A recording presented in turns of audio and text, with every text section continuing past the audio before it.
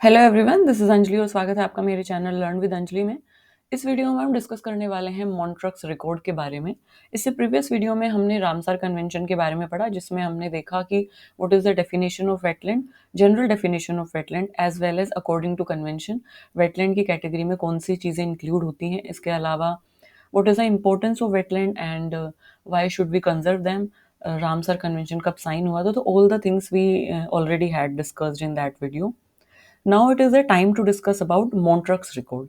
सो मॉन्ट्रक्स record क्या है, अगर मैं इसको सिंपल लैंग्वेज में बताऊं तो मॉन्ट्रक्स, क्योंकि रिकॉर्ड की बात की गई है तो रिकॉर्ड से आपको समझ में आ रहा होगा कि कुछ तो एक, जैसे हम रिकॉर्ड प्रिपेयर करते हैं, एक लिस्ट प्रिपेयर करते हैं according to certain criterias. So it is something related to that.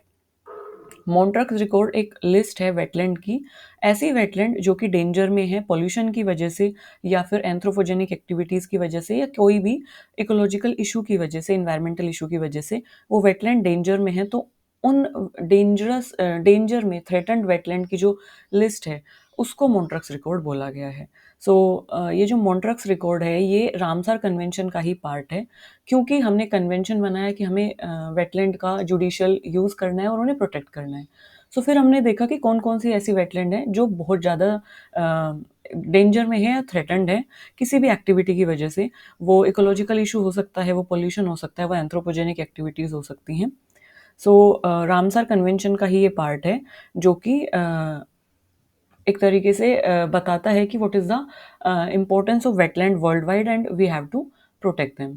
So Montreux record under the Ramsar Convention is a register of wetland. It is a kind of register of wetland site on the list of wetland of international importance where changes in ecological character have occurred. मतलब there is a list of wetland of international importance, मतलब ऐसी wetland जो कि internationally बहुत importance hold करती हैं, but due to some some issues they got changes in their ecological character। मतलब उनकी जो फिजिकल, बायोलॉजिकल, केमिकल कैरेक्टरिस्टिक है, उनकी जो एक्चुअल कैरेक्टरिस्टिक है वो बदलती जा रही है एंड आर अकरिंग और are likely to occur as a result of technological development, pollution और अदर ह्यूमन इंटरफेरेंस।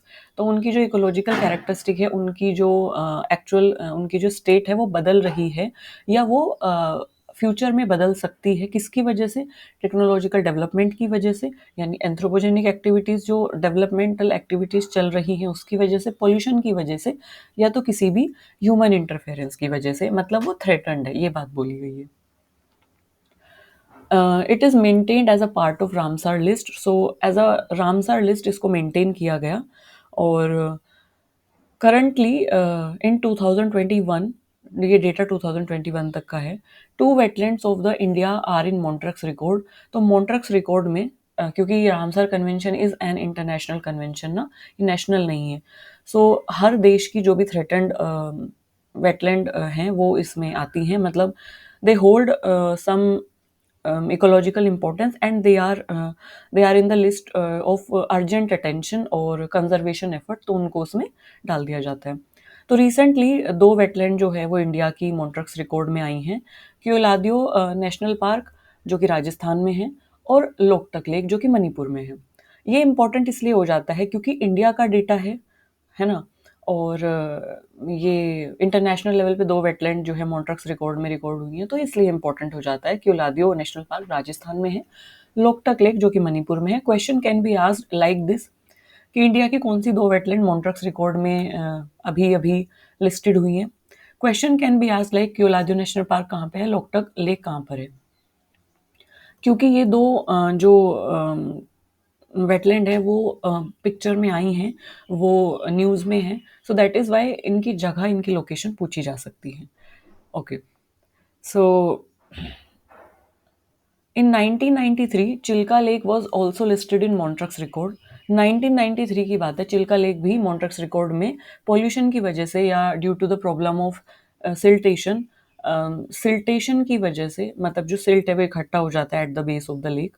सो सिल्टेशन की वजह से और siltation could be due to any reason, वो एंथ्रोपोजेनिक एक्टिविटी की वजह से हो सकता है, वो नेचुरल की वजह से हो सकता है, वो नेचुरल और एंथ्रोपोजेनिक दोनों एक्टिविटी की वजह से अकर हो सकता है। तो सिल्टेशन की वजह से जो चिल्का लेक है वो 1993 में मॉन्ट्रक्स रिकॉर्ड में लिस्ट की गई थी, बट 2002 में it was remove from the list. उसको लिस्ट से हटा दिया गया क्योंकि जो प्रॉब्लम है वो गवर्नमेंट के एक्शंस के द्वारा ठीक कर दी गई थी, टैकल कर दी गई थी।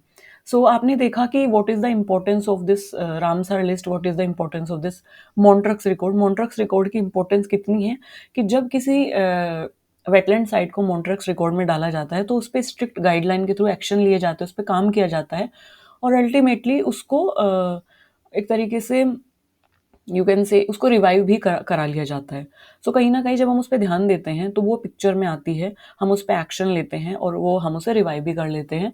सो 1993 में चिल्का लेक को जब मॉन्ट्रक्स रिकॉर्ड में लिस्ट किया गया तो वापस से उसको रिवाइव किया गया, 2002 में उसको हटा भी दिया गया।